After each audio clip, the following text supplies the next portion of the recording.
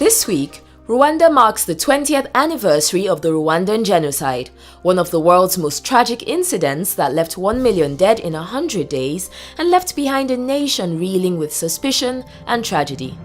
In this commemorative report, we present a special project carried out by Creative Court, an organization that develops art projects and reflects on peace and justice from The Hague. They invited photographers Peter Hugo and Lana Music to Rwanda to portray the complex relationship between the survivors and perpetrators of the genocide. The result of that project gave birth to Rwanda 20 Years, a traveling photo exhibition accompanied by film and discussion that shows the portraits that Hugo and Music made. Many of the survivors say that they have forgiven the perpetrators, and today, because of land inheritance factors among others, some even live side by side with the offenders. Both photographers work to reflect the relationships that both offender and offended have developed. Jean-Pierre killed Vivienne's father and 3 brothers. 20 years after, she has now granted him pardon. In discussions prior to the photoshoot, he talks about the shame he felt whenever he saw her, and she mentions the peace she felt when she forgave him. Concealed was chased from her village by a band of people that included Dominique. After he asked her pardon, he came with about 50 other people and they worked together to build her a house.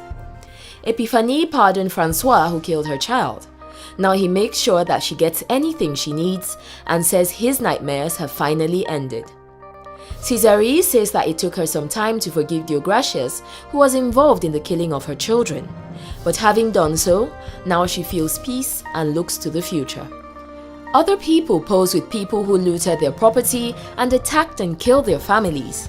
Each picture records the story of the difficult road back to forgiveness. For some, the pictures show ease and a relationship. Others reflect caution, struggle, or distance. The people who agreed to be photographed worked closely with a non-profit organization called AMI.